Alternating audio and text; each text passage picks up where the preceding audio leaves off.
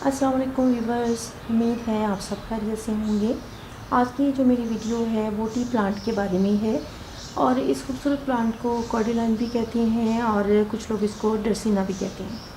आज की वीडियो में मैं आपसे शेयर करूंगी कि मेरे ये प्लांट जो है मैंने एक ही बड़े प्लांट से कटिंग लेके ग्रो किए थे और शेयर जो मुझे करना है वो ये कि इन दोनों प्लांट की आप देखें कि लुक्स जो है वो कितने डिफरेंट हैं। ये प्लांट जो है इसका जो है शेड ग्रीनिश मैरून है और इसके अलावा इसका लीव्स जो है वो ग्लॉसी है, साइज़ थोड़ा बड़ा है।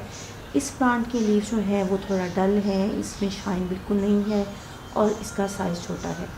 और इसकी रीज़न ये है कि ये प्लांट जो है ये फिल्टर लाइट में बड़ा हुआ था। इसको इसकी ज़रूरत के मुताबिक रोशनी जो है वो मिल रही थी, जिसकी वजह से इसका ये हेल्दी प्लांट है। और ये प्लांट जो है ये डायरेक्ट सनलाइट में पड़ा हुआ था और इसको इसकी ज़रूरत से ज़्यादा जो है धूप मिल रही थी। यही वजह है कि ये प्लांट इसके लिए जो है वो साइज़ में कदरे छोटे भी रह गए हैं और उसकी शाइन भी ख़त्म हो गई है और इसने अपना कलर भी तब्दील कर लिया है। ध्यान रखें कि अगर आपका कोई प्लांट जो उसकी नेचुरल शेप है उसको चेंज कर रहा है तो उसकी कुछ रीज़न होगी, पानी की कमी या ज़्यादती होगी या धूप ज़्यादा या कम मिल रही होगी या खाद उसको नहीं दी जा रही होगी। बेसिकली ये प्लांट जो है कॉर्डिलाइन, इसको फ़िल्टर लाइट की ज़रूरत है और इसको फ़िल्टर लाइट मिले तो इसका रिज़ल्ट बहुत अच्छा रहता है। सुबह या शाम को अगर थोड़ी देर की धूप इसको जो थोड़ा ठंडी या आप कह लें नर्म धूप होती है वो इसको मिले तो इसके लिए बेस्ट रहता है। डायरेक्ट सनलाइट में प्लांट का वही हाल होता है जो मेरे इस प्लांट का हुआ है। इसको ऐसी जगह पे जहाँ पे रख रहे हैं, धूप आ रही है, आपके पास ओपन स्पेस ही है तो आप इसको ऐसी जगह पे रखें जहाँ पे कोई ट्रीज़ हों। उस ट्रीज़ के नीचे जो है आप इसको रखें ताकि जो पत्तों से छन के धूप आ रही है वो धूप इसको मिले। उस सूरत में ये आपका प्लांट जो है ठीक रहेगा। इसके अलावा इस प्लांट को पानी की जो है वो भी अच्छे से ज़रूरत होती है।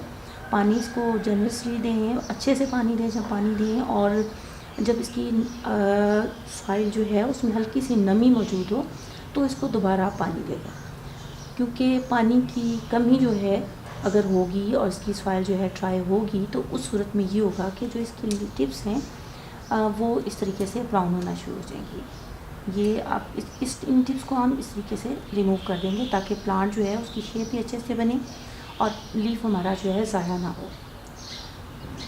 इसके अलावा इस प्लांट की जो प्रोपगेशन है वो भी बहुत आसान है। आप इसको स्टेम कटिंग के ज़रिए ग्रो कर सकते हैं। इसके अलावा इसको आप नीचे जिसके सतर निकलते हैं उनके ज़रिए भी ग्रो कर सकते हैं। सॉइल में लगा के इसकी प्रोपगेशन भी की जा सकती है। पानी में भी इसकी जो है स्टेम जो है वो रूट स्टार्ट कर देती है।